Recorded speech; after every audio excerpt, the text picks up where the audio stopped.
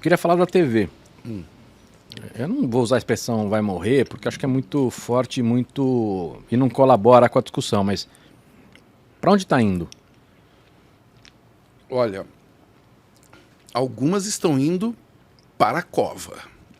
Vai morrer. Mas algumas você diz emissoras? Não, você diz alguns que modelos. Alguns modelos. Por exemplo? Tem uma palavra que precisa ser entendida dentro das emissoras de televisão, Cavalinho. Elas não são emissoras mais. Tá. Isso parece uma brincadeira de palavras, mas esse é o... Tá, mas explica. A televisão nasceu broadcast, né? Aliás, a NBC, ABC, né? CBS, o B é sempre broadcast, né? A televisão nasceu nos Estados Unidos broadcast, isso quer dizer que ela só transmitia, né? Então o microfone de um comunicador era um negócio mais poderoso do mundo, né? O Jornal Nacional dos Estados Unidos, né? Às 6 da tarde, Dan Rather, né? Tom Brokaw, né? Os caras falavam para a nação e influenciavam a nação. Isso acabou. Isso acabou. Esse é o resumo que eu tenho na televisão. Ela não é mais broadcast, então ela não é mais a única voz, ela não tem mais tanto poder há algum tempo, mas ela agora percebeu isso. E é legal perceber que as transformações exponenciais, elas começam lentas, elas são imperceptíveis. Quando você percebe, é tarde. Você pode mudar. E para mim é o que aconteceu com a televisão. A televisão percebeu isso em... Quando que você chuta que a televisão teve o seu primeiro susto? Foi ontem, foi em 2016, talvez. Foi, sabe?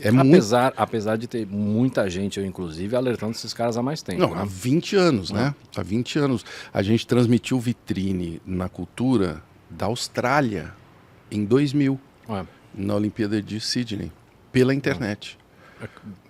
E era uma internet além... Nos meus livros sobre isso também, tem por aí, tem 15, 20 anos. E isso já era, para mim, uma possibilidade que todo mundo deveria estar muito atento. E a televisão não ficou atenta. E por uma questão muito banal, que é poder, né? A televisão tem muito poder ainda, a televisão tinha muito dinheiro envolvido. Então, quando você tem muito poder, você descuida mesmo. É que eu acho que a consequência, ela vem em camadas. Você perde a relevância para depois perder a importância. Uma coisa não é... Ela é correlacionada, mas não é imediata, né? E esse negócio do exponencial que você falou é uma coisa que quando a gente dá aula sobre pensamento exponencial, a gente mostra. Porque, geralmente, quando as pessoas desenham a curva exponencial, elas fazem aquela curvinha... Isso, a barriga, né? A barriguinha. A depressão que chama. Mas o que a gente mostra, a gente bota num gráfico e fala assim, cara, a gente pode até usar... o Covid como exemplo, assim, tem 2 pessoas com Covid, tem 4, tem 8, tem 16, tem 32. Mas quando você olha num país com 200 milhões de pessoas, é nada. O problema é que, a hora que chegar no 15º, 22º passo, você já atingiu a população inteira, entendeu? É essa transformação que a televisão está ignorando já faz alguns anos, né? E agora acordou muito tarde, e o que demora para mudar é a mentalidade, né? É difícil mesmo mudar a mentalidade. Eu não estou aqui criticando A, B ou C, não. Eu estou reconhecendo a dificuldade mesmo. Não, é difícil porque assim, mudar a cultura é muito difícil. Muito. O que acontece normalmente também é que existe um interesse na não mudança. Porque você tem... As pessoas-chave não querem mudar o status quo. Por quê?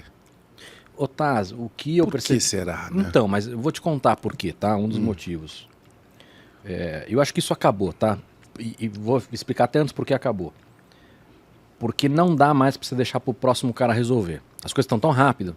Seja você CEO, seja você presidente, seja você o líder da nação, não dá mais para você falar isso aqui é problema para o próximo, porque as coisas estão se atropelando. Mas o que eu percebia há 10 anos atrás, e eu escutava muito isso, as pessoas verbalizavam isso para mim, é que essas pessoas falam assim, porra, na minha vez, Taz. Entendeu? Porra, você vai falar na minha... Eu fiquei 40 anos para chegar onde eu tô, para ter essa sala desse tamanho, para poder cagar na cabeça do cara que é abaixo de mim, porque cagaram na minha cabeça há 40 anos. Para ter o... Mas essa sala já acabou. Eu sei, Taz, mas você entende por que é difícil na cabeça do cara? Fala, porra, na minha vez você vai falar que acabou? E aí o que acontece? Tem um outro componente, Taz, que muitos desses caras... estão para se aposentar ou já estão com a vida ganha. Então, eu vou segurar, porque se eu segurar isso aqui mais 2 anos, tá bom. Não, mas aí eu tenho que falar um negócio, assim, eu falei aqui qual é a minha visão, e ao mesmo tempo eu tenho certeza que nada muda se o líder não quiser. Então, assim, a empresa que não tem um líder que tenha visão, esquece. Não tem como mas mudar. eu acho que isso mudou já, tá? Eu acho que mudou. Tem muita empresa agora... Eu acho que mudou, mas se você me disser que tem uma empresa com um monte de gente com boa intenção e um líder que não quer a mudança, então não vai mudar. Não, isso eu concordo. Entendeu? E aí, eu não é crucificar o líder, mas é entender por que ele é o líder, quer dizer, que empresa é aquela tal. Não, e esse cara, ele espalha, seja... Né, acho que tem uma expressão de governança, não vou lembrar agora, acho que Turn to the Bottom, alguma coisa assim que mostra isso daí. Mas eu acho que isso mudou, tá? E acho que isso mudou um pouco, muito. Porque como as coisas estão muito rápidas... muito. E você tem também tem líderes fantásticos, tem é bom muita falar gente isso. legal. Muita gente. Tem muita gente legal. Muita gente. Tem empresas que foram transformadas de maneira... Microsoft, por exemplo, é uma empresa que fez tudo isso acontecer com software e tal, Bill Gates, blá, blá, blá. Foi uma empresa que virou um monopólio e foi inclusive questionado e tal. E depois, o que ela fez? Botou o Ballmer, que foi a desgraça dela. Não, a hora mas que ele saiu, mas tudo melhorou. ela ignorou o quê? A internet. Mas só isso. Uma Ballmer. Não, esse é o problema. Não. Opa. Bom, mas aí você está personalizando. O que eu estou falando é que uma empresa com essa cabeça fantástica fez meio caso da internet. Achou que a internet não era tão importante. Mas isso tem é fato. Tem um cara chamado Clayton Christensen que morreu ano passado que explicava isso. Sim, ele tem aulas incríveis, esse cara que vale a pena ver. Mas é exatamente o que aconteceu. Mas por que eu citei a Microsoft? Porque ela se reinventou. Sim. Né? Mas esse cara novo é maravilhoso. E é incrível, porque ele olha e mudou totalmente a mentalidade. Um líder consegue fazer isso. Né? Mas não é suficiente, né? Não basta ter um líder. Não tudo quer bem, dizer que vai funcionar. Mas, enfim, eu acho bacana quando acontece isso, para a gente poder citar como exemplo. Né? Isso não quer dizer que é perfeito, isso não quer dizer que...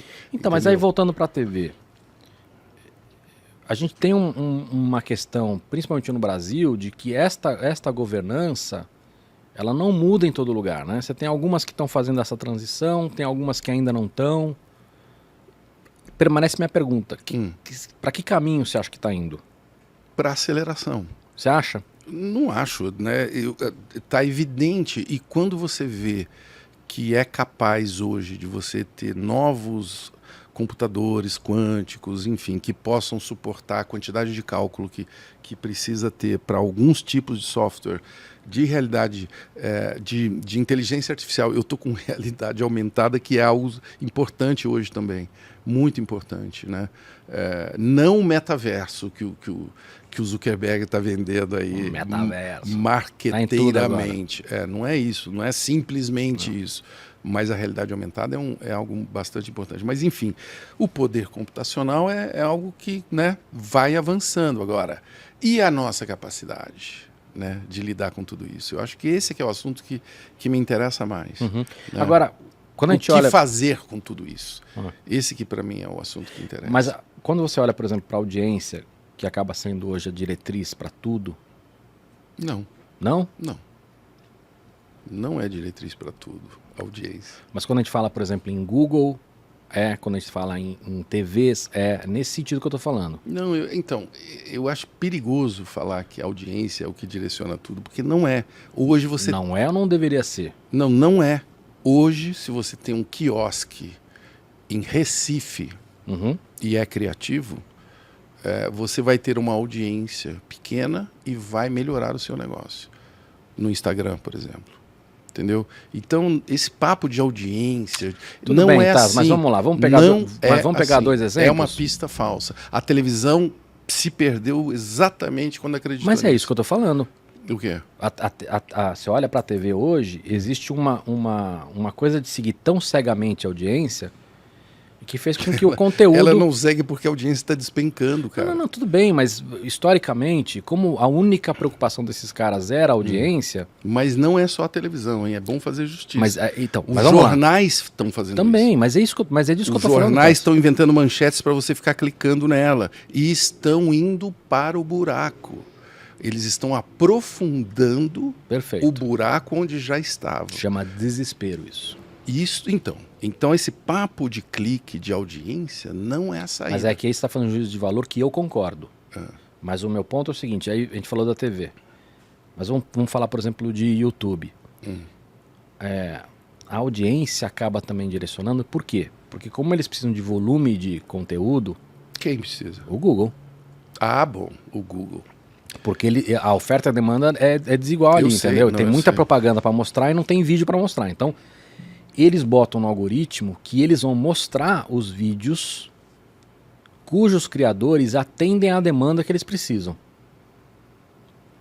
Por isso que você teve uma grande transição, óbvio que ainda tem muita coisa legal, mas teve uma grande transição de conteúdo, de muita gente que fazia conteúdo muito legal e que hoje o cara é obrigado a postar 2 vezes por dia, não tem como o cara gerar a mesma qualidade que ele tinha antes, entendeu? Ele criou uma escravidão para ele próprio. Sim, então, tanto é que você vê que o índice de estresse dos criadores é altíssimo. Mas aí o papo não é audiência, cara. Aí o papo é ilusão. Você foi iludido. Então, mas a minha pergunta é essa. Como esses caras, TV, Google, estão presos nessa história de audiência, na minha opinião, erroneamente... Não estão presos.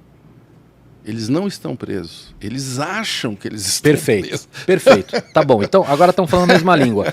Mas vamos lá. Então, como eles acham que estão presos, ou como a mentalidade deles está presa nisso... Não, eles estão presos. É bom que eles tenham certeza de que estão. Estamos falando a mesma coisa. O que a gente viu é que o conteúdo... E assim, quando eu estou falando conteúdo de uma maneira geral, você pega, por exemplo, o jornal, ele não vendia notícia. O que ele vendia era curadoria, opinião, um monte de outras coisas. Não, ele vendia mais notícia do que hoje. Por quê? Não havia outra fonte. Tudo bem, mas... E agora ele tem que entender que ele tem um outro papel, né? O papel é diferente. Você não vai pegar o jornal de manhã, se é que alguém sabe o que significa isso, entendeu? Na porta da sua casa, jornal de papel, para saber o que aconteceu ontem. Não é assim mais. Mas, Otávio, vamos lá. Esses caras... acham ou estão, não importa a semântica que a gente usar aqui. O que a gente tem visto ao longo desses últimos anos é que o conteúdo foi piorando. E por isso muitos desses caras acabaram perdendo espaço, perdendo relevância, perdendo importância. É o ovo e a galinha essa discussão. Tudo bem, mas você acha que tem gente olhando agora e buscando um caminho diferente? Muitas pessoas. Tem criadores incríveis hoje, espalhados pela internet. Mas esses caras estão na internet hoje. A maioria deles. Incríveis. Tem professores incríveis, geógrafos, tem todo tipo de gente incrível. Músicos, e esses caras não querem ir pra TV, né?